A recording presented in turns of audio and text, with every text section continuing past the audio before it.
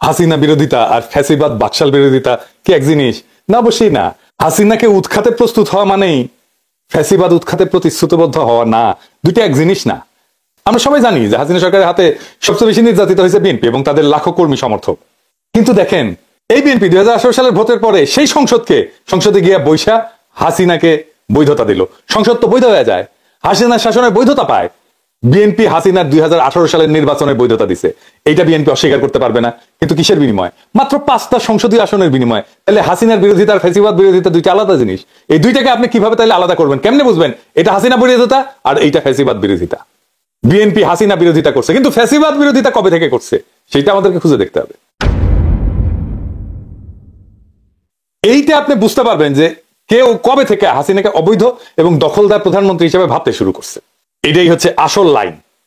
হাসিনাকে অবৈধ প্রধানমন্ত্রী এবং দখলদার হিসাবে হিসাব করা শুরু করা উচিত ছিল 2014 সালে ভুয়া নির্বাচনের পর থেকে। কিন্তু বিএনপি তখনও সেটা ভাবতে পারে নাই। তারপরে সেই ইলেকশনে গেছে, শুধু ইলেকশনে না, সংসদেও গেছে।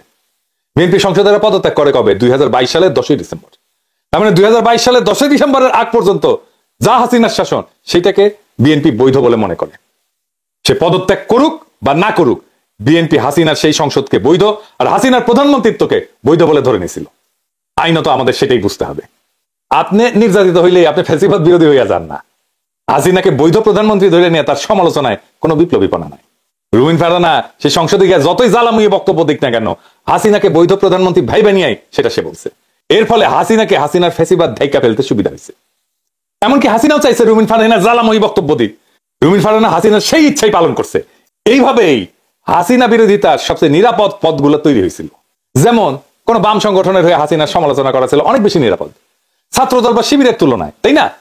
এইটা ওই বামাদের দোষ না, কিন্তু এতে যদি হাসিনা তাদেরকে কম হুমকি মনে করে তাহলে সেটা তো সত্যি, তাই না? এটাও আমাদের অস্বীকার করা উচিত না যে জানু মোহাম্মদ কোন মামলার মুখোমুখি হয়নি, কিন্তু শহীদুল আলমকে রিমান্ডে নেওয়া হয়েছে, তাকে মাইরা ফাটায় ফেলা হয়েছে, রক্ত বেরিয়ে দিচ্ছে। মির্জা ফখরুল তো মামলার ভারে হাঁটতেই পারতেন না। হাজার হাজার ছাত্রদল যুবদল কর্মীকে হত্যা করছে এই সরকার। ছাত্র ইউনিয়নের কয়জনকে করছে? করে নাই। বামপন্থীদের কয়জনকে করছে? করে নাই।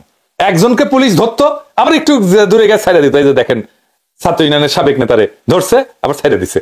সবাই এরকম করতো, ধরতো আবার ছাইড়া দিত, একটু দূরে নিয়ে যায়। নুরুল হক নুরুল নির্যাতনের শিকার হয়েছে, কিন্তু সেই আবার হাসিনার মাঝে তার মায়ের প্রতিচ্ছবি খুঁজে পাইছে। আমি ছাত্রলীগের কর্মী ছিলাম না, শুধু ছোটখাটো একটা নেতাও ছিলাম, হলের পোস্টেড ছিলাম। আর আমি বিভিন্ন প্রোগ্রামে গিয়েছি, আমি দেখেছি নেত্রীকে ঢাকা মেডিকেল যখন বার্ন ইউনিটে বিএনপির আন্দোলনের সময় যখন আছে বিভিন্ন অকারেন্সগুলো ওঠে, তখন তিনি গিয়েছেন।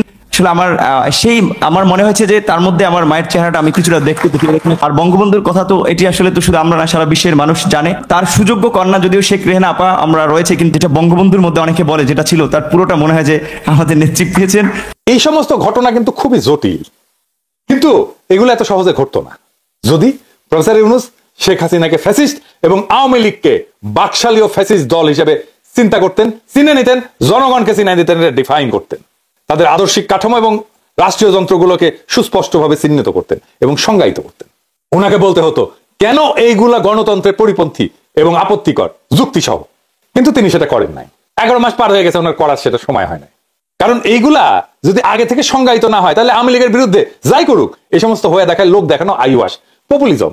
বিষয়টা হওয়া উচিত ছিল এরকম, আইন মন্ত্রণালয় অপরাধের ধরন অনুযায়ী সংজ্ঞায়িত করবে, সেই অনুযায়ী একটা তালিকা প্রণয়ন করবে, জনগণের সামনে সেই তালিকাভুক্ত ব্যক্তিদের কর্ম এবং অপরাধ উপস্থাপন করবে, তারপর আদালতে মামলা হবে এবং আদালতের নির্দেশে ব্যবস্থা নেওয়া হবে। এখন কি করতেছে? খায়রুল সাহেবকে 11 মাস পরে ধরা হইলো। কেন 11 মাস আগে কেন ধরা হইলো না? আবার এখন কেন ধরা হইলো? এই একই রীতি যেভাবে ধরা, সেটা পুলিশ, আমলা, সেনাবাহিনী সবার ক্ষেত্রে প্রযোজ্য। বিচার বিভাগের জন্য জুডিশিয়াল কাউন্সিল তদন্ত করবে, তারপর ব্যবস্থা নেবে, কিন্তু জোর করে অবসরে পাঠায় দেওয়া হচ্ছে। এইভাবে তো শেষ করা যাবে না। জোর করে অবসরে পাঠায় তো দায় শেষ করা যাবে না। আবার দেখেন, আজকে দেখলাম একজন উপদেষ্টা চট্টগ্রাম কারাগারে হাসিনা 3 এমপির সঙ্গে বৈঠক করছে, দেখা করছে, পত্রিকায় আসছে, ছবি ভাইরাল হয়েছে।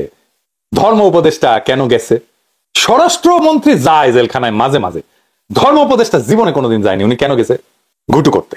সে কোনো কাজ করে না। হেফাজতের সাথে দূরত্ব তৈরি হয়েছে, হেফাজতে নাকি তাকে রিকমেন্ড করে দিছে। তো হেফাজতের সাথে দূরত্ব কেন তৈরি হয়? এর জন্যই তৈরি হয়েছে, ধর্ম উপদেষ্টার জন্যই তৈরি হয়েছে। আর এই সমস্ত জিনিস যদি চলতে থাকে, তাহলে বিচার ব্যবস্থার উপর জনগণের আস্থা ভেঙে পড়বে। প্রফেসর ইউনূসও যখন প্রশ্ন করে তখন জবাব দিতে পারে না।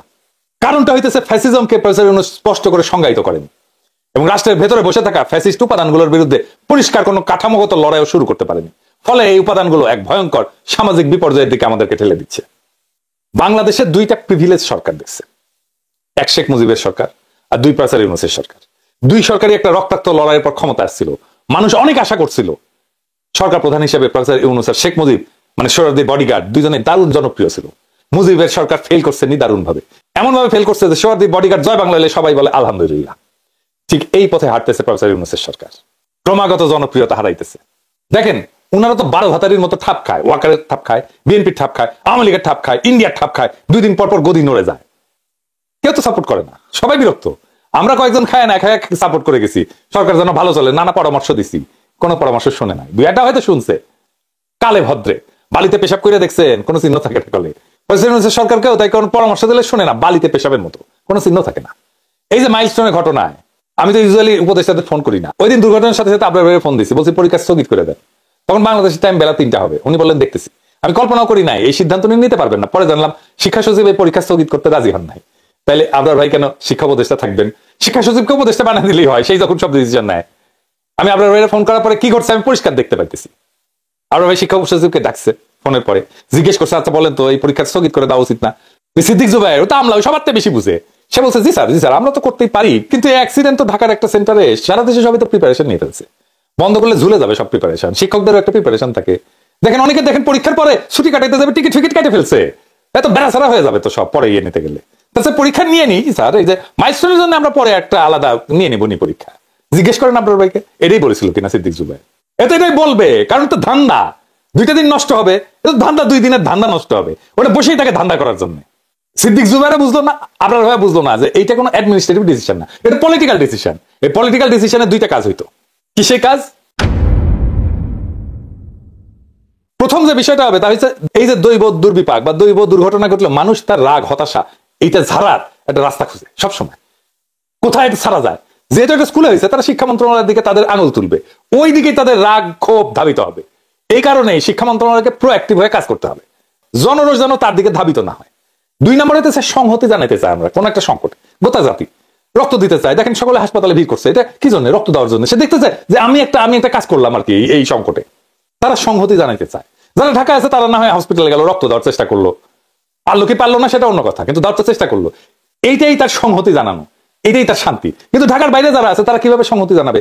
আহত নিহতদের ব্যাপারে একটাই উপায় আছে, পরীক্ষা বন্ধ করলাম, আমরা তাদের কথা চিন্তা করলাম, শোক করলাম। এইটা তো একটা পলিটিক্যাল ডিসিশন ছিল, কিন্তু সিদ্দিক জুবায়ের পলিটিক্যাল ডিসিশনের রাস্তা থেকে বন্ধ করে দিল।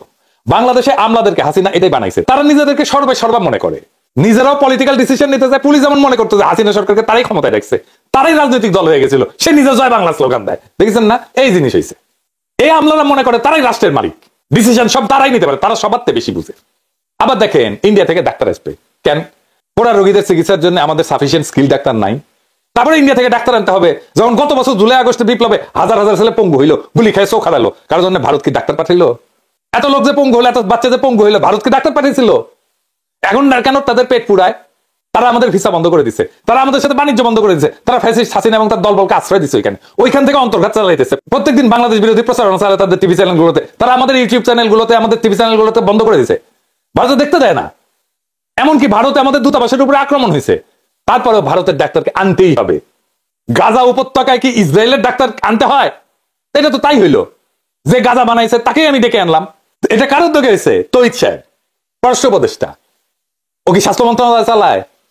সে বলছে এটা আমাদের করতে হবে, এটা আন্তর্জাতিক সম্পর্ক কূটনীতির জন্য এটা গুরুত্বপূর্ণ। ওরে কে রিকমেন্ড করছে জানেন? বিএনপির কোথায় উপদেষ্টা। এই তৌহিদ সাহেব শফিউর রহমানের মতো একজন দক্ষ কূটনীতিবিদকে প্রধান উপদেষ্টা বিশেষ সহকারী করতে দেয় না, করা হয়েছিল, তাকে কাজ করতে দেয় না, অফিস করতে দেয় না। কেন দেয় না তারা জিজ্ঞেস করেন। কচু খেতি তার বিরুদ্ধে ক্যাম্পেইন চালাইলো না? কচু খেতি ক্যাম্পেইন চালাইছে বিএনপি রিকমেন্ডেড তৌহিদ সাহেব, এবং এই তৌহিদ সাহেব ভারতের ডাক্তার আনার জন্য উতলা। এবার এই ডটগুলো মিলাইতে পারেন, ওয়াকার, কচু খেতি, বিএনপি রিকমেন্ডেড উপদেষ্টা, এই ডটগুলো মিলাইতে পারেন, তাহলে বুঝতে পারবেন যে কোথায় কোথায় কিভাবে কেন কচু খেতি শফিউর রহমানের বিরুদ্ধে লাগে। কোনো ব্যাখ্যা পেয়েছেন? প্রধান উপদেষ্টা বিশেষ সহকারী করা হলো, তাকে কেন অফিস করতে দেওয়া হইলো না? কোনো ব্যাখ্যা নাই। তৌহিদ সাহেব কেন ইন্ডিয়ান ডাক্তার আনতে চাচ্ছে? কারণ তৌহিদ সাহেব ইন্ডিয়াকে ঢোকার রাস্তা করে দিয়ে যাবে। তৌহিদ সাহেবের সাথে ডিপ স্টেটের এটাই আন্ডারস্ট্যান্ডিং, এর ভিত্তিতেই তৌহিদ সাহেব পররাষ্ট্র উপদেষ্টা হয়ে বসে এবং তাকে রিকমেন্ড করছে বিএনপি। প্রফেসর ইউনূস সরকারকে বলে দিতে চাই, ইন্ডিয়ার ডাক্তার যদি আসে না, কোন উপদেষ্টার চামড়া থাকবে না। কিন্তু সকাল সন্ধ্যা ফ্রি সাপোর্ট দিয়ে গেছি, এমনি না। ইন্ডিয়ার কাছে নত জানো হইলে মাপ নাই, দেখবো আপনারা কিভাবে সরকার চালান। দিনের পর দিন সাপোর্ট দিয়ে গেছি, বয়ান তৈরি করে দিয়েছি, ন্যারেটিভ তৈরি করছি, কোনো হিসাব নাই। ইন্ডিয়ার কাছে নত জানু হন, ইন্ডিয়ার কাছে যদি নত জানু হন তাহলে আপনাদেরকে পিছের বালের সাপোর্ট, কোনো সাপোর্ট নাই। প্রফেসর ইউনূসের বিরুদ্ধে হেফাজত খেপছে। আমি কয়বার বলছি হেফাজতের আলেমদের সাথে বসেন, সমস্যাগুলো শোনেন। আমাকে বলা হয় যে অগাস্টের 5 তারিখের আগে উনি ব্যস্ত, উনি সময় দিতে পারবেন না, খুবই ব্যস্ত। উনি এতই ব্যস্ত যে উনি ক্ষমতা আসার পরে পরপর 2 বার ডেকে নিয়ে সোহেল তাজকে গল্প করে। এই সময় ওনার হয়, হেফাজতের সাথে বসার ওনার সময় হয় না। সোহেল তাজকে ডেকে নিয়ে কি গল্প করে জানেন? সোহেল তাজ বলতেছে আপনার পায়ের এক্সারসাইজ করতে হবে, এটা করলে আপনার ব্রেন ঠিক থাকবে। শুনেন, বেনে বেনে করছি না, শুনেন। And your cells are not functioning, so your neurons are being switched off. Because your brain is a very expensive tissue, right? So আমরা চাচ্ছি efficiency, কম খরচে বেঁচে থাকা. So the neurons are slowly being shut down, and when it reaches degenerative state, it's called dementia and Alzheimer's. So the best way to protect yourself, the biggest muscle is your leg muscle. Just use it. And your brain will be absolutely sharp and you will be healthy.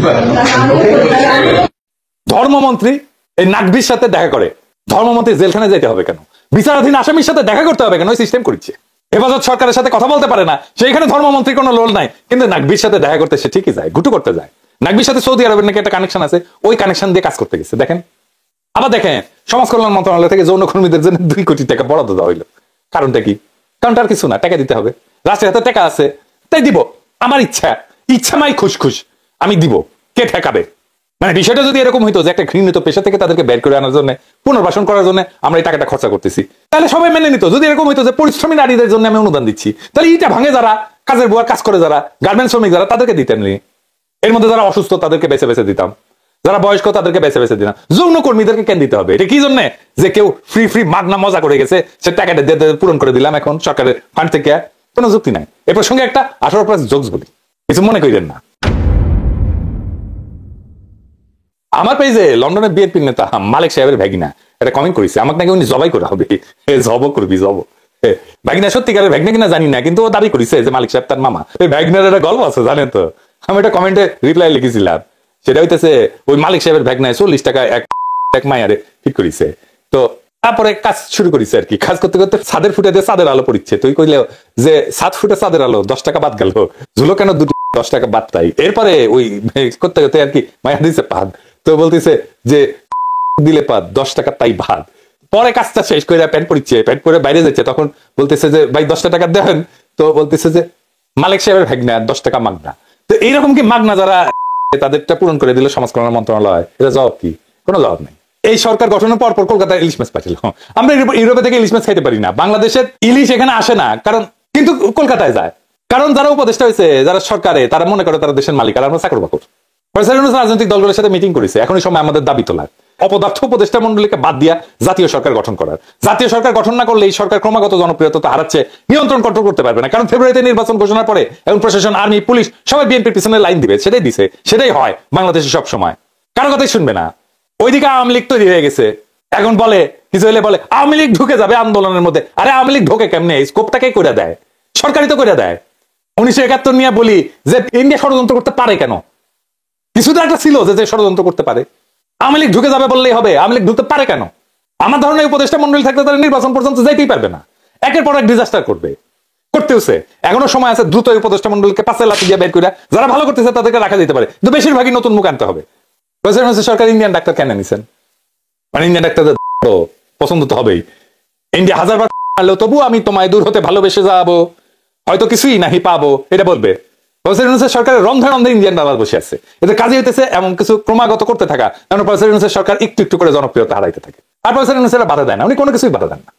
বাংলাদেশে একটা সুযোগ আসছিল নতুন শাসনের, নতুন সমাজ চেতনার, সত্যিকার অর্থে মানুষের রাষ্ট্র নির্মাণের, কিন্তু এই সুযোগ হেলায় আমরা হারাইতেছি। এই সুযোগ তো দ্বিতীয়বার আসবে না।